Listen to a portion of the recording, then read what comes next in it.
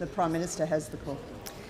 Thank you very much, Speaker. I move that the House record its deep regret at the death on the 28th of October 2012 of the Honourable Gordon Neil Bilney, former Minister and Member for Kingston, place on record its appreciation of his long and meritorious public service and tender its profound sympathy to his family in their bereavement.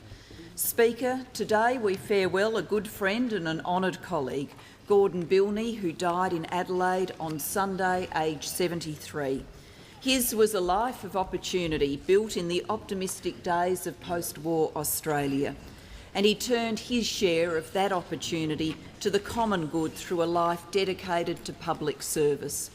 Gordon Bilney grew up in Adelaide and originally trained as a dentist, but soon traded the drill for new horizons as a diplomat, joining the Department of Foreign Affairs in 1966. He held postings all around the world and served as an advisor to Gough Whitlam and Senator Don Willacy in their capacity as Foreign Affairs Minister. He returned to the diplomatic service in 1975, reaching ambassadorial rank 5 years later. In 1983, Gordon Bilney entered Parliament as Member for Kingston, one of the 28 members of the class of 1983 who so greatly defined the Hawke era. Gordon lived the perilous life of a marginal seat MP and was re-elected 4 times, including the remarkable contest against Janine Haynes in 1990 and the sweetest victory of all in 1993. In 1990, he was elected as a minister, serving for 2 terms in the portfolios of Defence, Science and Personnel and Development Cooperation and Pacific Island Affairs. Gordon believed in our foreign aid program and its power to do good. He recognised the need for engagement with the Pacific, and he understood Australia's potential as a creative middle power in a changing world.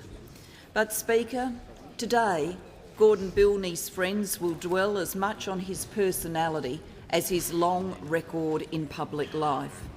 Alan Ramsay once described Gordon Bilney as a free and roly-poly spirit, and with considerable style and acerbic wit. He loved language and words and had a waspish sense of humour. He enjoyed a lifelong love of the football of AFL that started in the 1940s after his dad returned from the war, and he had a great gift for friendship. Certainly, if the people you choose as friends are a test of your character, Gordon Bilney passed it with flying colours because he counted remarkable individuals like John Button and Alan Ramsay amongst his friends. Speaker, Gordon Bilney's knife-edge political career was brought to an end by the voters of Kingston on the 2nd of March 1996. Not long after, the journalist Deborah Hope did a sympathetic piece on former MPs for The Australian.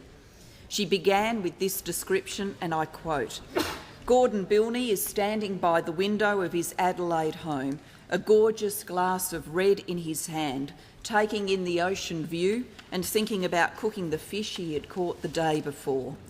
That is Gordon Bilney, as so many will remember him. Witty, cultured, a good book close at hand, and very much at home in the city he loved. Because although his work took him all around the world, it was to Adelaide that Gordon Bilney returned. It was that great city he represented in this House, and it was in that great city where he breathed his last on Sunday.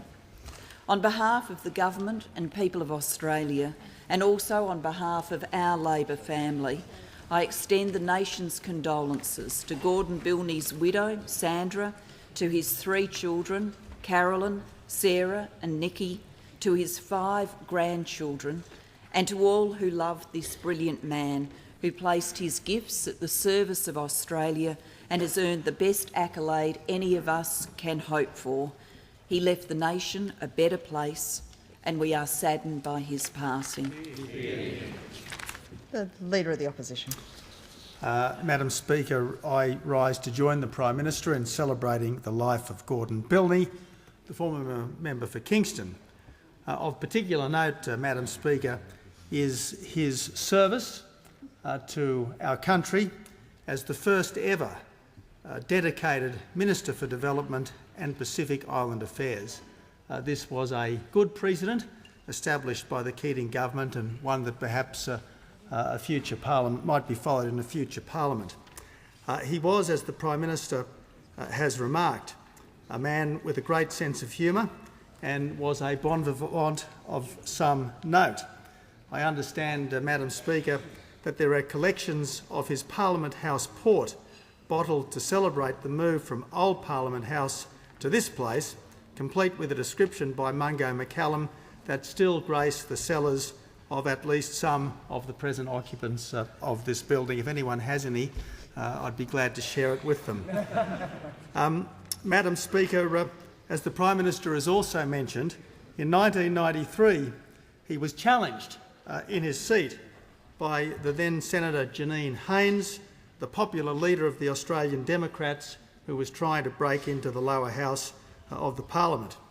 I understand that Gordon was so desperate for the Democrats to come third in that contest, and he was so worried about the Liberal vote that he actually voted Liberal in the 1993 election, or at least so he told a journalist some years ago. Well, Madam Speaker, any Labor minister who votes Liberal is obviously a pretty good character, and we'd like to see more of that in the years ahead. Madam Speaker, he did make a fine contribution to our country. He did follow his star. He was true to his principles, and he was, of course, an adornment to this parliament. On behalf of the Coalition, I offer our condolences to his partner Sandra and to his daughters. The member for Kingston. Thank you, Madam Deputy Speaker. And I rise, Speaker, I rise to add my words of condolence to those of the Prime Minister and the Leader of the Opposition to pay tribute to Gordon Bilney's service both as a former Labor federal member for Kingston and also as a member of both the Minister for both the Hawke and Keating federal Labor governments. I've had the honour of knowing Gordon for some years now, and it was with great sadness that I learnt of his recent passing.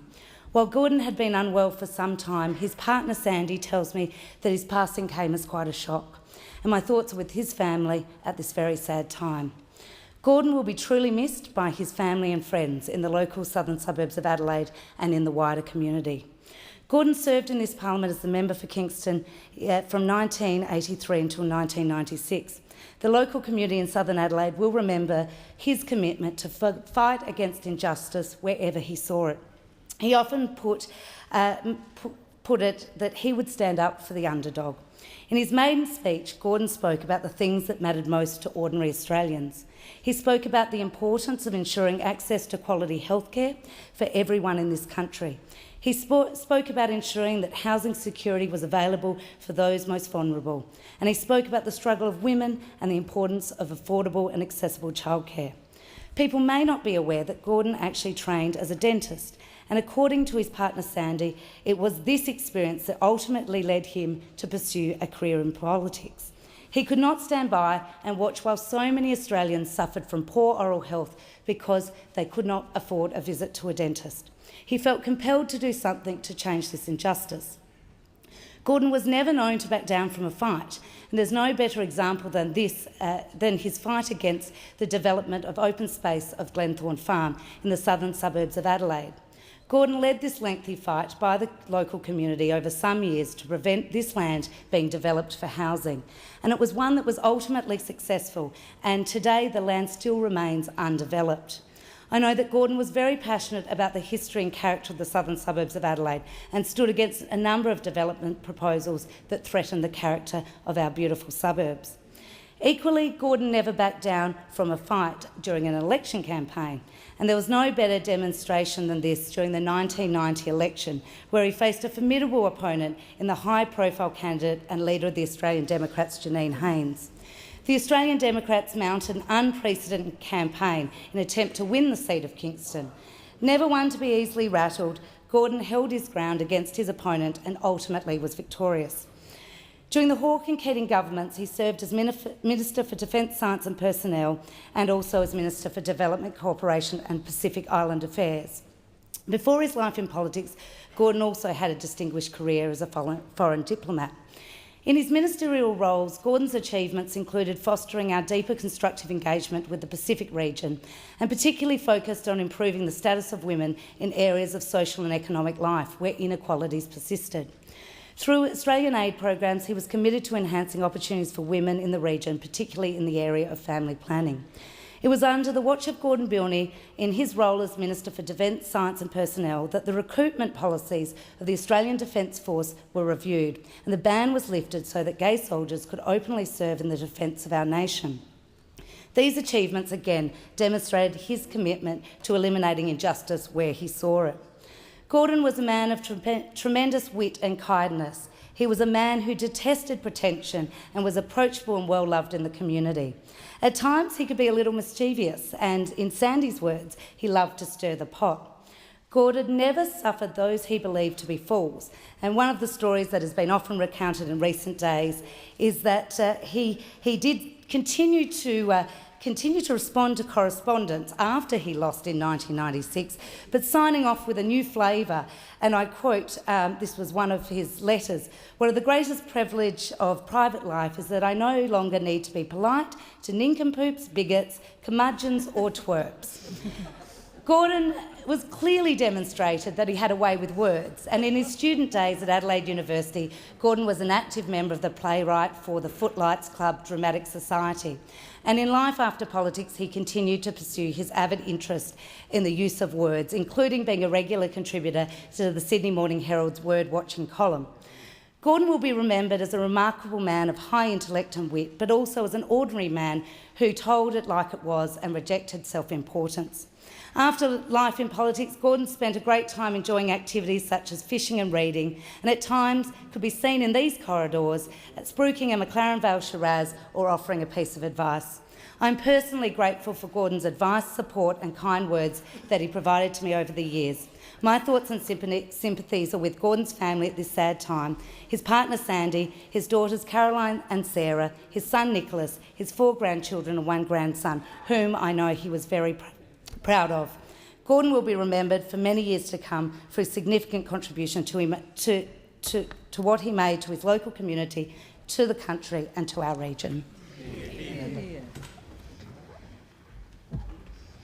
As a remark of respect, I ask all present to signify their approval by rising in their places.